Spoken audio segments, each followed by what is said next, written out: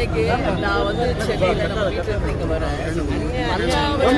நான் பாக்கிறேன் இவ்வளவு தூரம் பல்லாவரத்துல இருந்து பம்மல் அனகாபுரம் இந்த ரோட்ல தான் மக்கள் டெய்லி பயணிக்கிறாங்களா அப்படின்றது எனக்கு மிகப்பெரிய ஒரு மனவேதனையா ஒரு 10 மினிட்ஸ்ல கடக்க வேண்டிய ஒரு பாதை 1 மணி நேரமாகி வர அந்த அளவு ஒரு மோசமான ஒரு சாலைகளை இங்க வந்து நம்ம பல்லாவரத்துல இருந்து அனகாபுத்தூர் வரைக்கும் இருக்கிறது. இன்னைக்கு ஆட்சியில இருக்கும் திமுகவை சேர்ந்தவர்கள் உடனடியாக இந்த பகுதிக்கு வந்து இந்த ரோடினுடைய நிலைமை என்ன என்பதை பார்க்கணும். சும்மா எங்கேயோ உட்காந்துக்கிட்டு எங்க ஆட்சி சிறந்த ஆட்சி அப்படின்னு சொல்லிட்டு இருந்தீங்கன்னா மக்கள் வந்து எல்லாம் பார்த்துக்கிட்டு தான் இருக்காங்க. தேமுதிக சார்பாக 1 மாசத்துக்கு முன்னாடி நாங்க ஆர்ப்பாட்டம் பண்ணோம். இன்னைக்கு நான் வரேன்னு சொன்னோடனே பேட்ச் ஒர்க் பண்ணி மேனேஜ் பண்றாங்க. அப்போ என்னைய விடுங்க, நான் எப்பயோ வரேன் போறேன். இங்க அன்றாடம் வாழ்கின்ற ஆயிரக்கணக்கான லட்சக்கணக்கான மக்கள் இந்த ரோட்ல எப்படி டெய்லி பயணிப்பாங்க அப்படிங்கிற ஒரு இது வேண்டாமா? இன்னைக்கு பத்திரிகையாளர்கள், பொதுமக்கள், இன்னைக்கு சின்ன குழந்தைங்க ஸ்கூல் போகணும், ஆஃபீஸ் போகணும், எவ்வளோ இருக்கு. எப்படி இந்த ரோட்ல டெய்லி பயணிக்க முடியும்?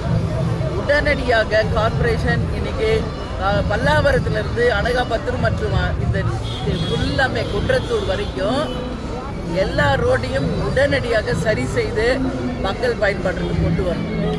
இல்லைன்னா மக்களுடைய எதிர்ப்பை நிச்சயமாக திமுக அரசு பெறும் என்பதில் எந்த மாற்று கருத்து இல்லை என்பதை தேமுதிக சார்பாக மட்டும் இல்லை, மக்கள் சார்பாக என் கருத்துக்களை இங்கே பதிய வைக்கிறேன்.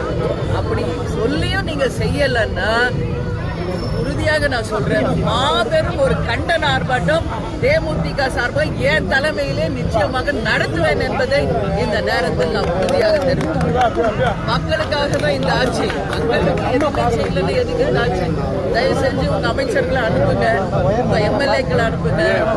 என்ன இங்க இருக்கு நிலைமை என்று புரிந்து கொள்ளுங்க. 1 மாசமா உள்ள வர்றது இந்த ரோட்ல பஸ் வந்து 1 மாசம் ஆச்சு.